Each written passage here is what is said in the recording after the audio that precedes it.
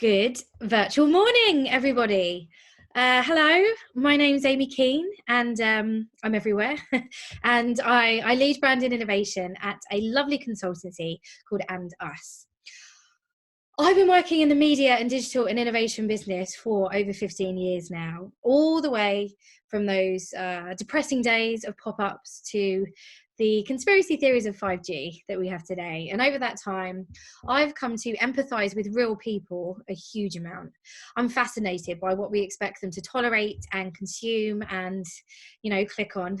As such, the consumer experience is front and center of everything I do professionally, which is why I work at And Us. We're on a mission, if you like.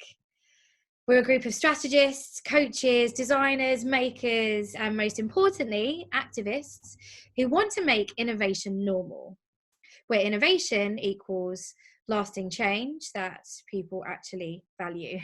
Because quite simply, that would make the world better and people happier. But you can't do that unless you change the way that people work. Make them less fearful, make them more honest and more open, more flexible. So at And Us, we combine smart innovation, products, experiences, back-end stuff with coaching to make sure change sticks. We work with brands and businesses, but we also work with agencies who need to change, and we work with publishers. So we're currently working with The Economist to help them innovate with integrity with their ad partners. Obviously, a really important process for many media owners. Now, I've worked in media agencies for a very long time, in Europe, in APAC and globally, and so I know how they work. I know that the more established ones, and this will come as no surprise, and potentially some publishers also they're somewhat stuck. They're paralyzed in a world of unnecessary hierarchy and pressure to perform, in inverted commas. They're working like robots, churning out briefs, churning out reports, yet still placing these massive efforts and resource on annual planning, even though, as these times have shown, the world is increasingly unpredictable. And finally, a dependency on numbers, any numbers, pure numerical hyperbole that doesn't always mean much. And this is the context that we're sitting in when it comes to discussions about trading or automation. Our old habits are informing our future. In fact, much innovation in trading itself is just add-ons to what has already been established rather than fully blown change or reinvention. But in terms of broader media innovation, whilst of course it's important to always be positive and always be optimistic, unless you raise issues and flag problems, the fact is things don't get better. In my experience, the very first problem is silos in media and a lack of diversity. So, for example, if you Google head of innovation, you'll get loads of pictures of guys on stages or guys wearing Oculus Rift. And I'm a huge fan of making new words up, as you'll see later, but when you work within a space that has so much unnecessary jargon, its own language, the use of which implies expertise, then you also have a problem with accessibility. Media innovation doesn't appear to be a space that's open for new ideas from everyone. That has been and will always be a significant barrier to progress. For example, BAME presence at board level in our industry is going down. If we were in an actual conference hall, I'd ask you to look around you now. Does this industry seem diverse to you? But moving on, whilst the rest of this wonderful event will talk through specific challenges facing trading and automation, the intricacies of this complex part of the industry, I'll be covering some broader challenges and barriers to progress within the media space, and of course, what can be done about them. The first one, let's say it's a misunderstanding. I call it the innovation illusion. Just because something's new doesn't necessarily make it innovative or of value. This is the problem with a lot of digital campaigns. New formats that take up more space without respecting the user. This has been the biggest issue in digital ever since I worked at the IAB back in 2004. For example, when was the last time you heard a real person say, I love mobile advertising. I love it when, it's just sitting there getting in my way. I love it when I'm reading an article and the ad just pops up halfway through. But you know what I'd really love is if I had to shake my phone to get rid of one. Yeah, here we are. One of the most celebrated new products in the last year or so offered just that. I won't say the company, that's a bit mean. But this is something I've seen a lot of in ad tech, the commentary around the interaction between a user and an ad. They are able to, not, we know for a fact they'll want to.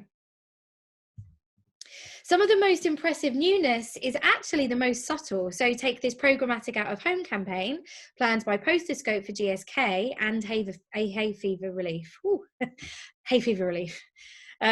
Using regional data from the Met Office, they delivered ads when people needed them most. It's not complex, but it's innovation with value. Second is creative syncing. Creative in digital, well, let's just say it hasn't had the most glowing testimonials. The quality could never be described as better than or as good as TV or even radio. But for the companies that genuinely crack it, the opportunity is significant. Even the most awarded work in this space won't blow you away creatively. Dynamic content optimization is talked about a lot within media agencies. Creative agencies, understandably, are less passionate because who wants their craft to be automated after all? However, there's a couple of things here. First of all, the cost. Setup costs, running costs are a barrier to experimentation. And as any innovator knows, experimentation is essential. If you look at this slide, in theory, these are all the elements that you can tweak in order to optimize creative. But one of the things I'm hearing from brands is how personalized, how bespoke do we really want to be? How much more effective is an image of a burger versus an image of a double burger with extra cheese held by a woman's hand outside of a restaurant at 2:30 p.m. in the afternoon? No doubt we'll learn this over time, but I think an interesting solution is actually hacks, creative hacks, using existing technology that everyone's used to in unexpected, impressive ways. I have two examples of this, and they're both from the US. So the first is from a recent digital campaign from Bacardi, who hacked YouTube's technology to create a live mixing desk in an ad.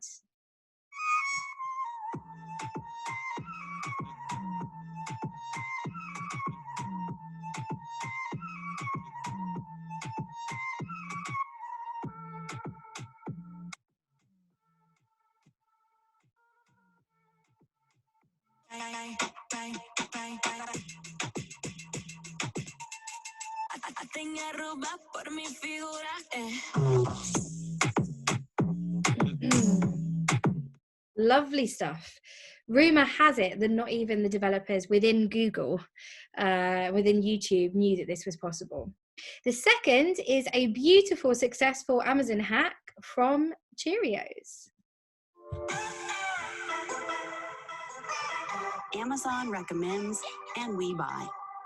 Let's be honest, we've all done it.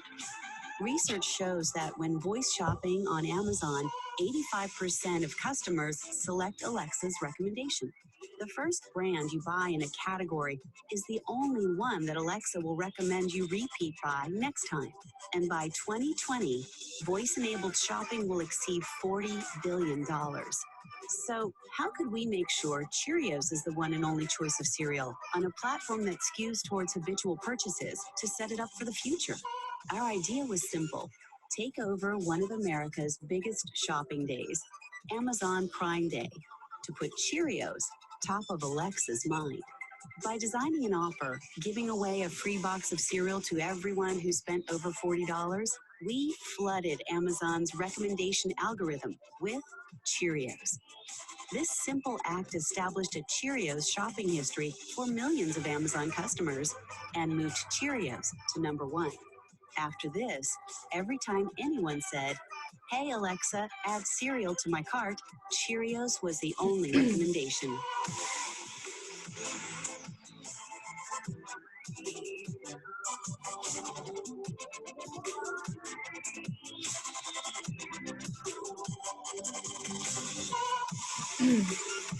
By giving away a box of cereal, we spread a lot of love to our customers and made Cheerios America's best-selling breakfast.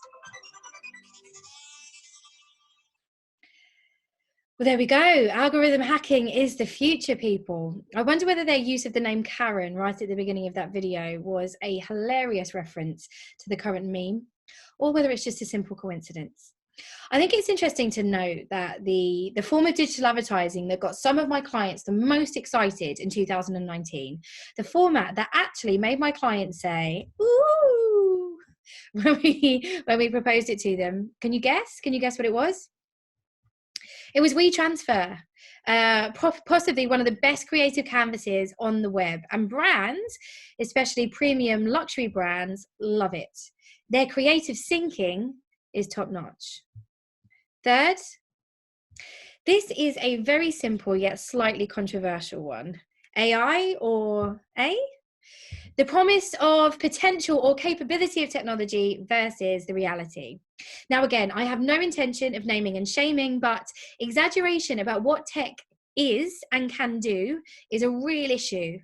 And the fact is, brands are getting weary, which impacts trust.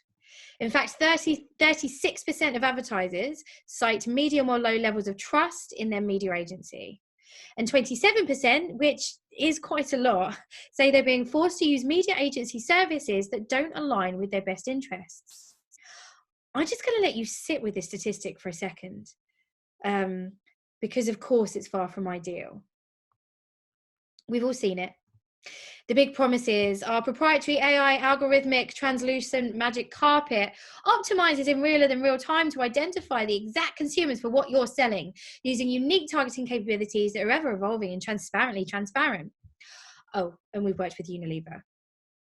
It's happened a few times where I've been promised the world, the pinnacle of automation, AI that could rival IBM's, only to discover that in reality, what's behind the scenes is an Excel spreadsheet.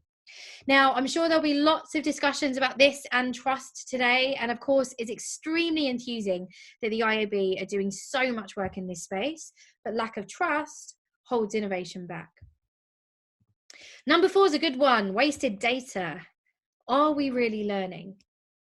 Now, it's long been a cliche that insights from programmatic should inform, if not your business strategy, then absolutely your communication strategy. In reality, I haven't seen much of this knowledge sharing and not number, but insight sharing within different departments of a media agency. I've always said the best innovation is often actually unsexy. It's behind the scenes. And how we use data when talking to consumers is really important. According to a recent survey by InMoment, 75% of consumers find personalized ads creepy. But insights, real illuminating insights, are gold for innovation. There's a reason why Captify is so popular and they're winning awards. They tell you stuff you didn't know. And this is stuff that feeds into wider planning and buying. I remember we had a workshop with Captify and one of my travel clients. And they told us about something called the Sunday slump. It's a really specific time on a Sunday, about 4 p.m, when people are starting to get anxious. They're starting to get restless. And so inevitably, they start looking for holidays. Just that one insight totally changed our digital plan. For retailers, a sophisticated use of data is a no-brainer, but it's still not as far front of mind as it should be. Your customers are constantly telling you how to talk to them, even if they don't even realize that's what they're doing. I love this meat matrix from Mediacom for Tesco, which used regional customer confidence insights to inform digital messaging around the country. Although that they didn't call it the matrix is a crying shame. And I talk about this all the time, but I strongly believe the future of targeting isn't based on basics, gender, age, those awful socioeconomic classifications, but actually feeling. This is an example I love, where the New York Times offer targeting based on how someone is likely to feel when they've finished reading an article. You cannot get more in the moment than this. Imagine this kind of targeting in TV. And finally, a very serious point, strategic dissonance. That often embarrassing distance between a big, grandiose media strategy, normally with 3 pillars, and the final executions. Since we're being so serious, and I love making up words, I call this the stratacticism. Google it. Surprisingly, no one else has coined this term. It's all me. But I will happily give £100 to the first person who can prove to me they've used it in some form of work-based communication. But in all seriousness, there's a disconnect between strategy and buying often, because strategy attempts to think long term but rarely takes into account short term, more nimble activities. And similarly, too much digital is focused on short term success rather than a macro business strategy or approach. Do I have a solution for this? I think people need to talk to each other more. And I genuinely think buyers in particular need to be more involved in the strategic process.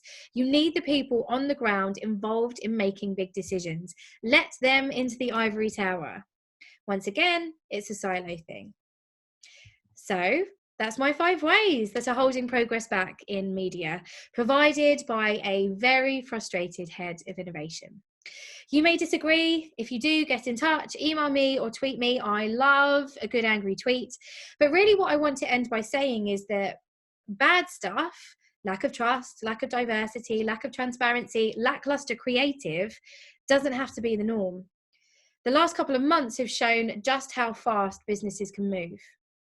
Progress and a positive user experience can be the norm. And we should all be activists, striving to build an industry that we're all proud of. What a wonderful, cheesy way to end. Any questions? No? Cool. Thank you.